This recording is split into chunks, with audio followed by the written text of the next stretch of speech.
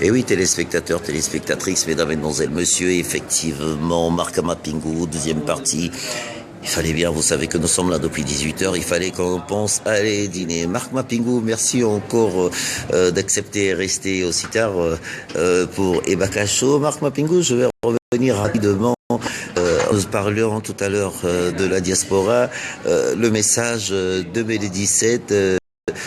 Qu'est-ce que vous pouvez dire à cette belle diaspora, monsieur Marc Mapingu, qui ont l'habitude de nous suivre dans les shows, parce que je me suis rendu compte que effectivement il y avait beaucoup, depuis qu'Ebakacho a commencé, c'est quand même le centième direct, et nous nous sommes rendus compte que ils ont besoin d'un capitaine. La diaspora, qu'est-ce que vous pouvez leur dire pour 2017?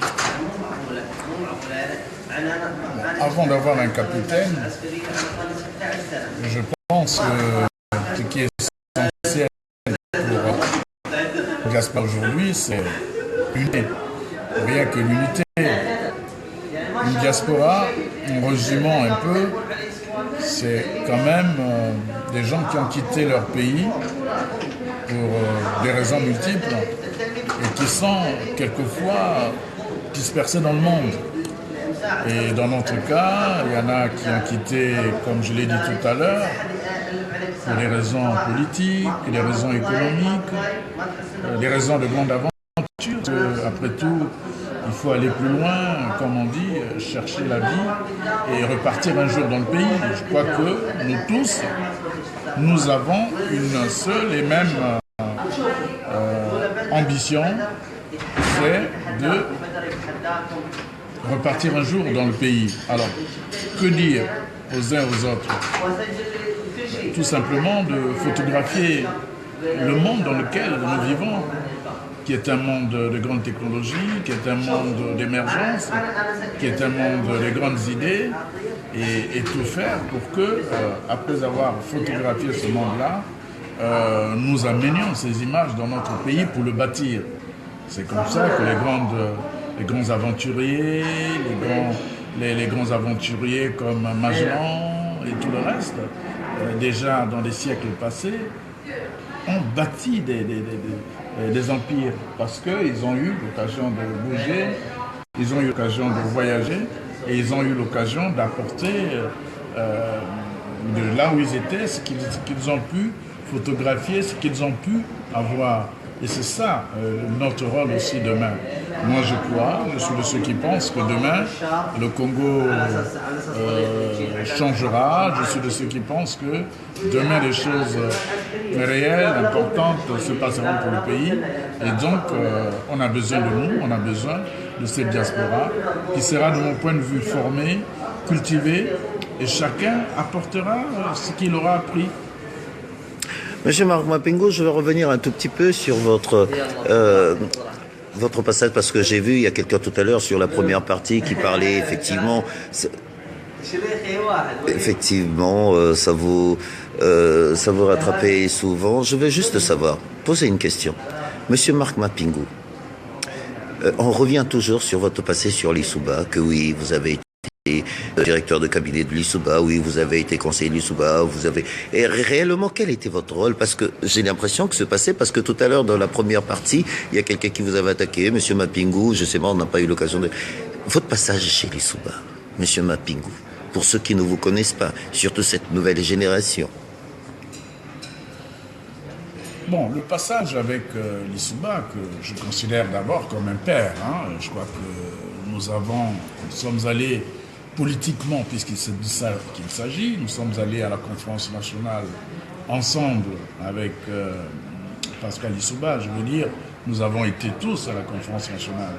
Mais bien avant d'y aller, j'ai découvert l'homme, et quand il y a eu tous les grands bouleversements qui se sont produits dans le monde, je fais partie des gens qui ont pensé, en effet, que c'était l'homme de la situation, comme je pense aujourd'hui que Mokoko est l'homme de la situation. Nous l'avons soutenu. Moi, j'ai eu le privilège d'être son directeur de campagne.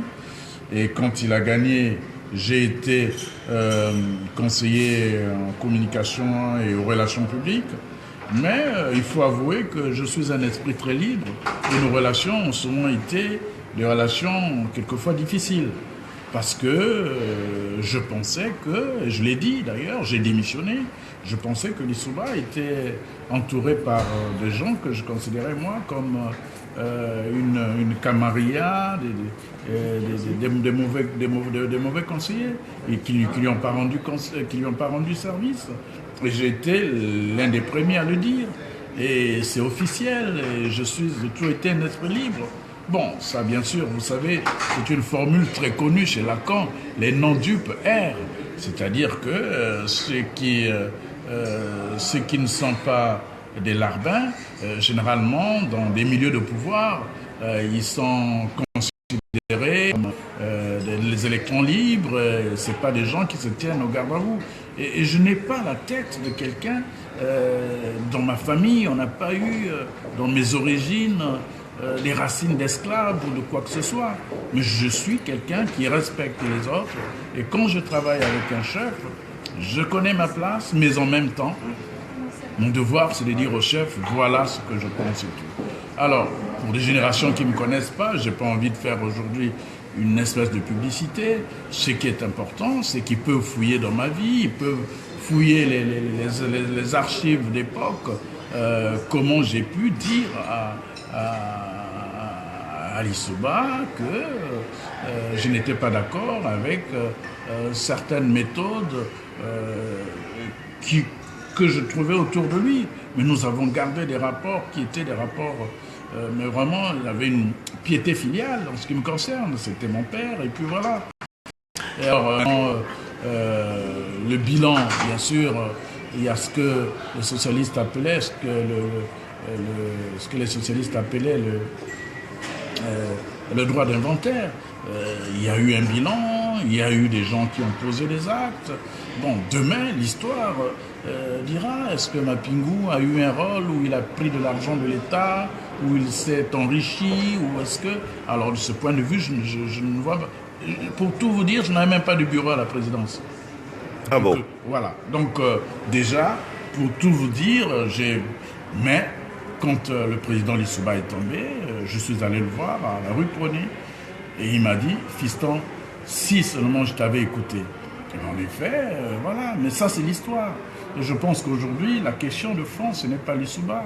Lissouba, comme le peuple congolais, comme beaucoup de gens, ont été victimes d'une, comment dirais-je, d'une classe politique née du PCT, avec des méthodes de petits voyous, et puis bon, ces gens-là sont arrivés dans le système. Nous, quand on arrivait avec Lissouba, effectivement, notre rêve, c'était de créer une nouvelle génération de la classe politique.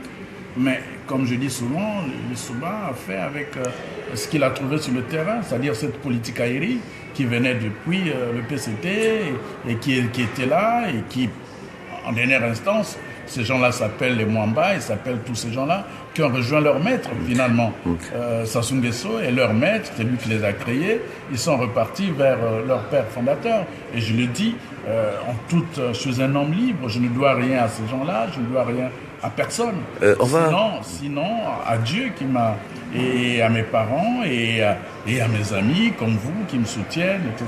C'est ça la liberté. On va rester sur les questions, M. Marc Mapingou. Voilà. Il y a déjà, je profite de l'occasion, effectivement, c'est la deuxième partie, vous posez vos questions à Marc Mapingou.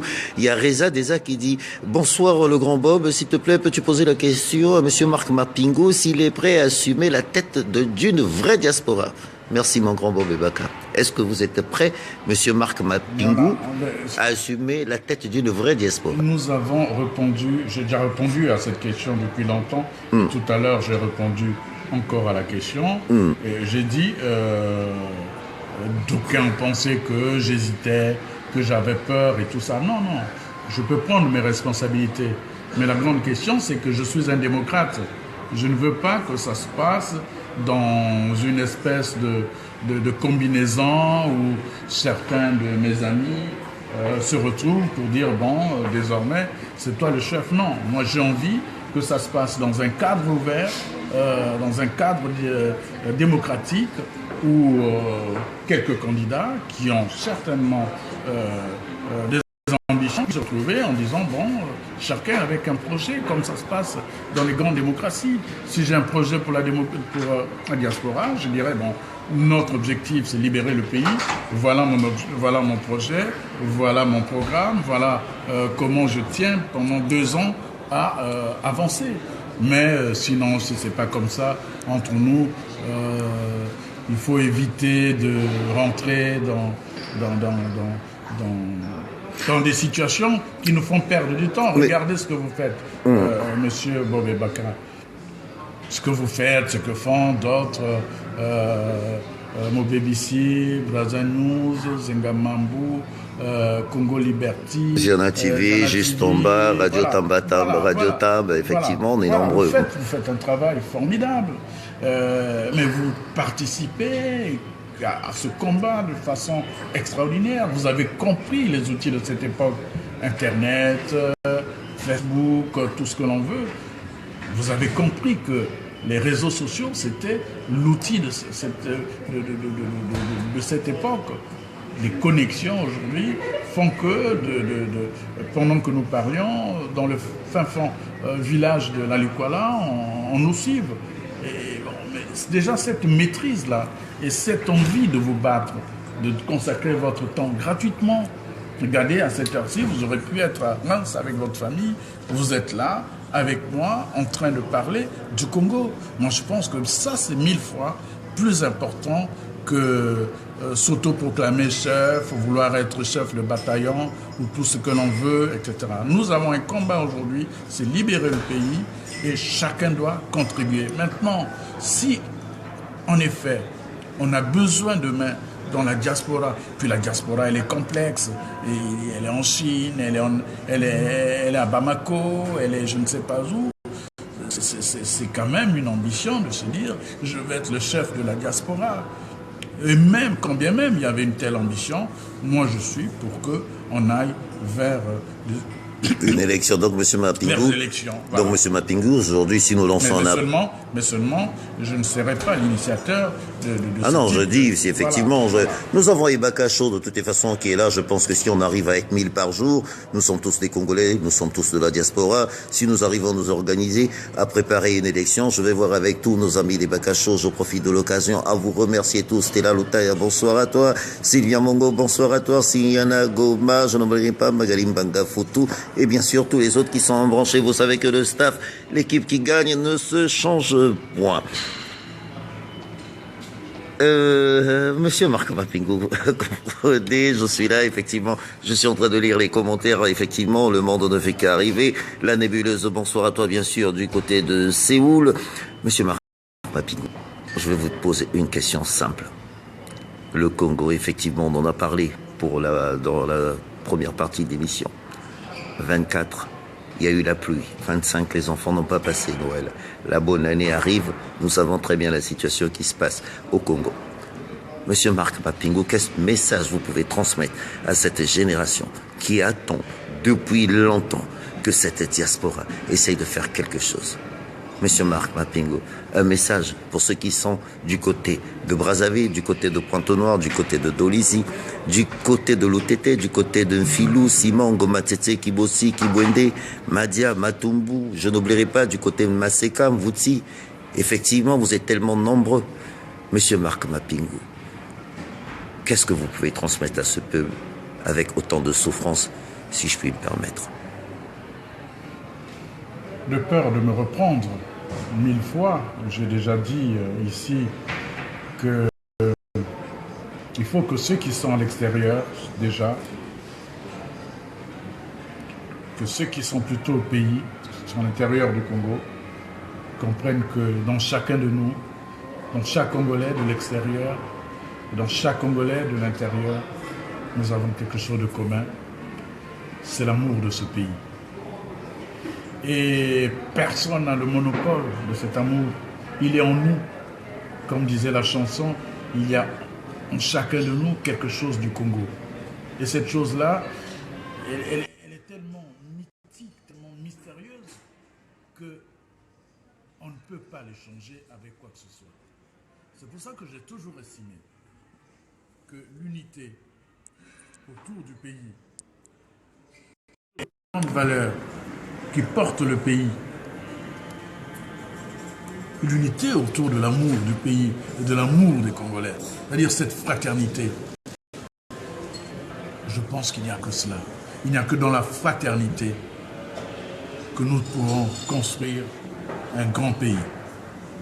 Il n'y a que dans la fraternité que nous pourrons construire notre pays. Et tant qu'il n'y aura pas cette fraternité, nous partirons dans tous les sens. Et nous n'avons pas besoin de ça. Et à la diaspora, je l'ai dit tout le temps, que ce qu'il nous faut déjà, c'est cette fraternité, la partager. Parce que, à quoi ça sert de rêver, de penser que le Congo, il faut le bâtir, et puis quand entre nous ici, on ne s'aime pas, même ceux qui sont sur le terrain, à quoi ça sert d'aller vers des combats de développement, des combats de relève de notre pays, si à l'intérieur, on organise des troupes pour aller tuer les autres aux poules, alors que ce sont des Congolais comme nous tous. Voilà le vrai problème. Il est là. Est-ce que nous sommes prêts à nous aimer et à construire ensemble? C'est cette fraternité dans des grandes sociétés comme celle-ci. Quand vous voyez les symboles, on vous parle de fraternité, égalité, liberté, etc. Mais ce sont des mots qui font qu'un pays puisse avoir un véritable socle. Parce que c'est autour de ce socle-là que l'on peut effectivement bâtir. Et tant qu'il n'y a pas ce socle, nous ne bâtirons pas. Alors le véritable message, et ça tombe bien, je l'ai dit déjà, je me répète 1000 fois, c'est celui de l'amour de notre pays, de l'amour de tous les Congolais, cette solidarité et cette fraternité. Monsieur Marc Mapingo, vous savez très bien qu'il n'y a pas l'amour en ce moment. Il n'y a pas l'amour entre Congolais, effectivement. Nous remarquons qu'effectivement les choses sont en train de changer. Nous remarquons qu'il y a une bonne partie d'une génération qui est en train de sortir. Une génération qui a compris des cas cosmopolites. Une génération qui a compris que cette division nord-sud, c'est plus possible.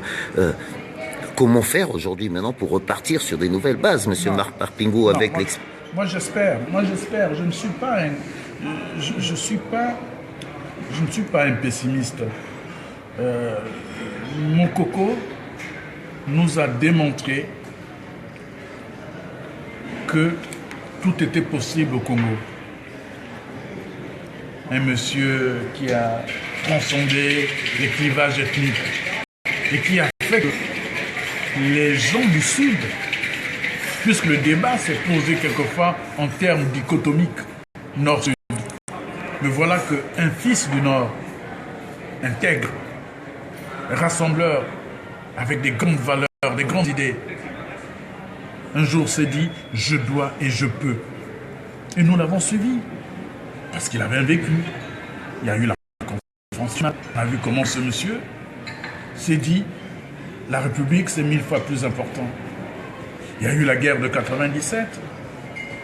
Les autres, quelques officiers du Nord lui ont demandé de les suivre pour aller faire la guerre contre le camp adverse qui était le camp du Lissouba. Ce monsieur a dit « je suis républicain ». Il n'a pas suivi les autres. Il est en train de payer tout ça. Parce que c'est un homme libre qui a estimé que au-delà de nos appartenances à un village, à ces petites choses plus ou moins traditionnelles, claniques, il y a un pays, il y a une volonté de bâtir une nation. Et pour bâtir cette nation, il faut des compétences. Il faut des gens aguerris. Il faut des gens qui ont une vision. Et Mokoko a eu ça. Il a incarné ça. Et il incarne cela jusqu'à aujourd'hui.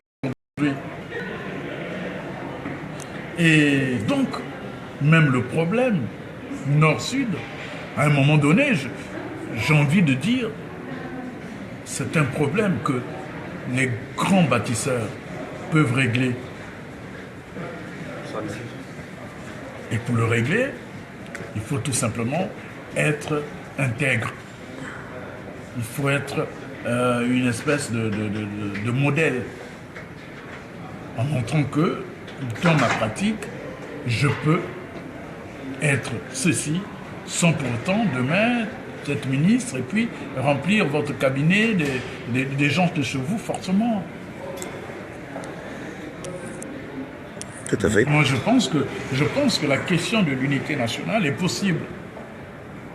Mais c'est aux élites, justement, au lieu d'utiliser souvent ce vocable pour se maintenir au pouvoir ou pour écraser les autres. Non. Il faut plutôt transcender tout cela et se dire nous sommes dans une modernité. Notre combat, c'est de transcender tous ces clivages pour bâtir une nation. Et la nation au sens étymologique, au sens sociologique, au sens juridique du terme. C'est-à-dire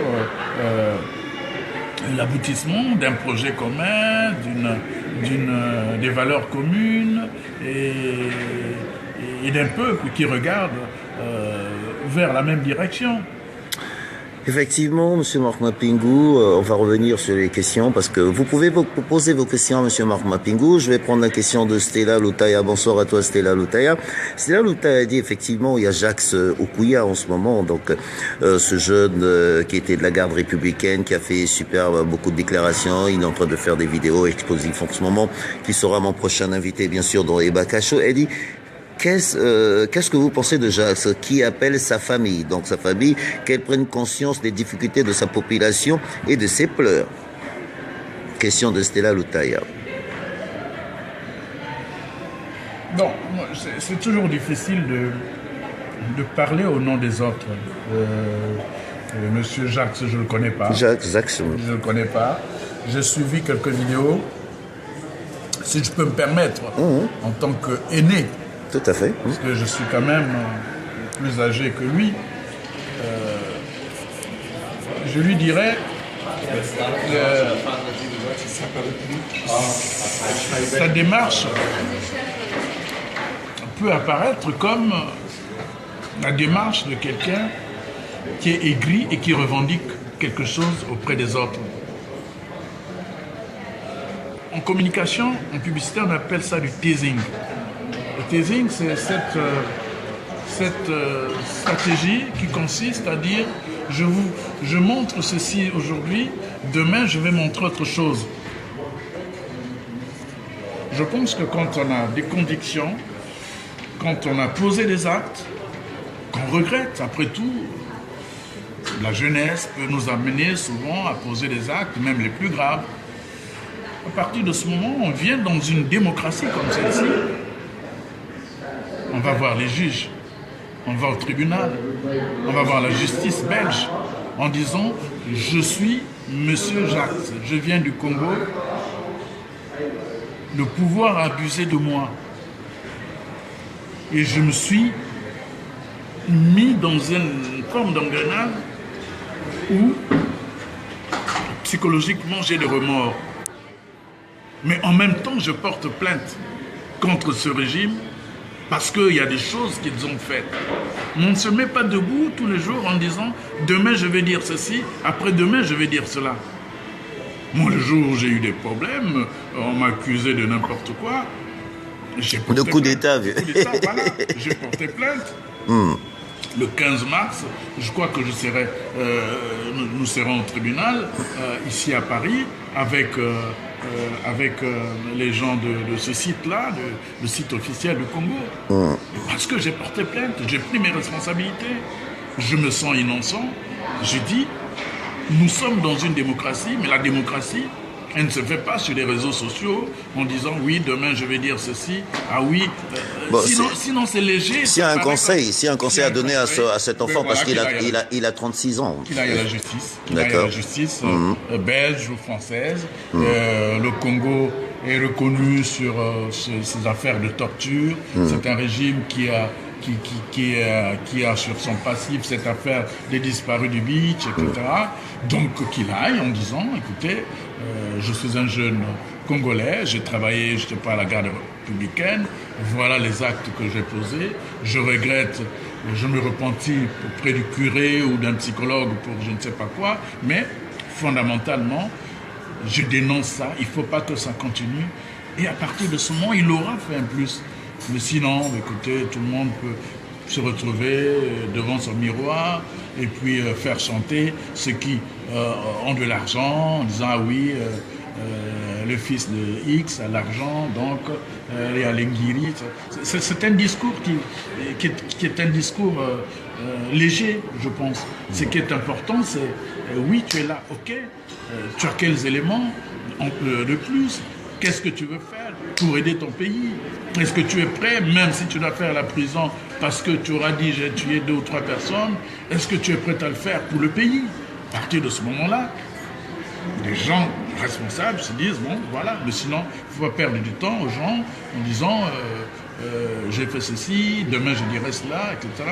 On n'est pas dans la publicité. Dans la publicité hier, il y avait, dans les années, je ne sais plus, 80 ou 70, il y avait une belle publicité, on appelle ça en matière de communication du teasing, où quelqu'un, une femme disait aujourd'hui j'enlève mes soutiens-gorge et demain j'enlèverai autre chose. Et tous les spectateurs attendaient ce demain-là. Alors qu'est-ce que Jacques va nous dire demain? Qu'est-ce qu'il va nous dire après-demain? Mais nous, on a envie tout simplement qu'il aille s'adresser à la justice. De toutes les façons, nous préparons un direct avec Jacques Okoya dans Ebakacho. D'ici là, je pense que je lui poserai les mêmes questions. Monsieur Marc Mapingu, mais on ne peut pas parler, on ne peut pas partir par les femmes. Je me suis rendu compte, ça n'engage que moi, monsieur Marc Mapingu, les femmes sont absentes dans la politique congolaise. Qu'est-ce qui a fait? Où sont les femmes, monsieur Marc Mapingu? Pourquoi elles ne sont pas là? Qu'est-ce qui se passe? Vous qui êtes nos aînés, comment avez-vous fait pour faire à ce que ces femmes n'existent pas? Si je puis me permettre. Mais, bon, les Baka, on compte sur vous. On compte sur vous parce que quand on vous suit bien, on sent bien que les femmes apprécient votre émission. Beaucoup de femmes apprécient votre émission. Peut-être que vous serez au-delà de la danse, au-delà de tout ce qui est léger. Vous direz aux femmes, il y a un combat qui est là, faites comme Simone de Beauvoir, faites comme Simone Veil, faites comme Jeanne d'Arc, faites comme d'autres femmes, Tupavita et tout le reste en Afrique. Faites comme toutes ces femmes-là qui avaient compris aussi qu'elles sont l'avenir de l'homme. Et tant qu'elles ne seront pas là, il est évident que nos combats n'auront pas le souffle aussi qu'il faut. Moi, je crois que petit à petit, il faut que les femmes, effectivement, s'investissent en politique, mais pas pour être des putes de la République, comme on trouve aujourd'hui du côté de Brazzaville. Là. La plupart, on sait aussi ce qu'elles sont et pourquoi elles sont. Non, il faut que ce soit des femmes capables, dynamiques, respectables, qui savent qu'elles ont un combat, parce qu'elles sont notre avenir, parce que ce sont elles qui donnent la vie, parce que ce sont elles qui élèvent, qui forment et qui éduquent aussi les enfants. Donc elles ont leur place, mais vraiment toute leur place dans la République qui doit être la République de demain. Monsieur Marc Mapingu, pour le mot de la fin, nous avons des prisonniers politiques dans Boukadia, Pointe-Noire, le général à Brazzaville. Je n'ai pas oublié de dire que de saluer les femmes, elles sont formidables, elles sont belles et elles sont une promesse de l'avenir aussi de notre pays. Et nous les aimons parce que elles sont là pour nous apprendre aussi à aimer, parce qu'une femme aime réellement, elle n'aime qu'une fois, elle aime le Congo avec plus d'amour, plus d'ardeur, et elle est prête à allaiter, donner la vie à tout enfant qui en a besoin. Et ça, je crois que en cette fin d'année, il faut avoir une pensée particulière pour les femmes et pour les femmes de notre pays. Monsieur Marc Mapingu, pour le mot de la fin, qu'est-ce que vous pouvez dire à nos amis du côté de la maison d'arrêt qui nous suivent, effectivement, parce que nous savons qu'ils ont fait beaucoup en prison, dans le général Bokoko et surtout, bien sûr, tous les prisonniers politiques, que ce soit du côté de Pointe-Noire et de Brazzaville, bien sûr, tous les prisonniers politiques. Un mot de la fin. Je connais pour la plupart individuellement, là, je vais commencer par celui que je considère comme le plus grand d'entre eux, certainement à cause de son âge, mais aussi parce que c'est aussi celui que nous avons soutenu et nous avons pensé que c'était un gâchis. Nous pensons aujourd'hui que c'est un gâchis que quelqu'un comme Jean-Marie Michel Mokoko se retrouve dans cette situation. C'est un gâchis pour le pays. À lui, personnellement, j'aimerais qu'il sache que même si il n'a pas de nouvelles, puisqu'il est enfermé, je l'ai dit déjà, sur un plateau de télévision, il ne voit la lumière du jour que quand son avocat vient le voir, ou bien quand il va au tribunal, ou quand on lui amène la nourriture. C'est des conditions difficiles. Mais c'est un officier, c'est un militaire, et c'est en même temps, d'une manière ou d'une autre, c'est un initié. Un initié, c'est quelqu'un qui est préparé à traverser des moments, à traverser des époques, à connaître les contours de la vie. Et j'aimerais que, en cette période où nous allons vers une nouvelle année, il aurait pu être avec sa famille, ses enfants, avec ses amis, et être même avec le Congo, parce que c'est lui qui a gagné ces élections. C'est lui qui devait prononcer ce premier discours de fin d'année. J'aimerais tout simplement qu'il sache que nous l'aimons et que, au-delà de ce qui se passe, il reste un espoir pour ce pays et il reste une promesse. Le reste, c'est Dieu qui décidera. Mais je suis convaincu que les justes finissent toujours par avoir raison. Aux autres aussi, qu'il s'agisse de Tourou, qu'il s'agisse de Kadia, qu'il s'agisse de Alain Ponopole Makaya, qu'il s'agisse de Bongo, qu'il s'agisse de Mpika, et de ces jeunes gens que nous considérons souvent comme des anonymes parce que bon, ils ne sont pas connus, mais ils se sont battus. Ils se sont battus avec leurs mains juste pour dire nous voulons la liberté. Beaucoup sont morts. On s'incline devant leurs dépouilles parce que ce sont des héros. Et ceux qui sont en prison, j'ai envie de leur dire que je les respecte et que malgré tout ce qu'ils vivent, les tortures, il faut qu'ils comprennent que le peuple, même celui qui ne parle pas, c'est-à-dire le peuple silencieux, le peuple congolais qui est silencieux, mais qui observe, c'est que ils ont raison et qu'encore une fois, cette raison-là triomphera. Donc, c'est un moment difficile d'être enfermé. C'est un moment difficile d'être enfermé pendant que Noël, avec des sapins illuminés, je l'ai déjà dit lors d'une émission, Noël est là, mais beaucoup de gens seront en prison, ne connaîtront pas cela. Et voilà,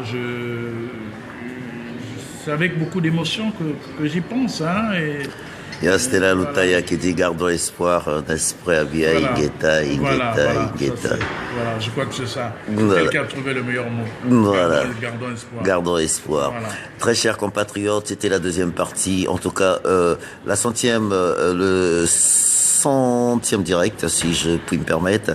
Merci, très chers frères. Merci, très chers sœurs. Vous voyez, je parle avec beaucoup d'émotion. Comprenez mon émotion, parce qu'effectivement, il a trouvé les mots doux, les mots qu'il fallait vraiment dire. Vous savez que nous sommes une diaspora. Nous avons besoin de chacun de nous. Je pense que nous pouvons y arriver. 2017, une belle année. Pour ceux qui ne me suivront pas demain, je ne puis que vous dire bonne année, bonne année. Encore une fois, monsieur Marc Mapingou, merci de m'avoir accueilli dans ce très beau palace parisien. Je ne puis que vous dire merci. Merci encore une fois, monsieur Marc Mapingou. Merci à vous. Merci.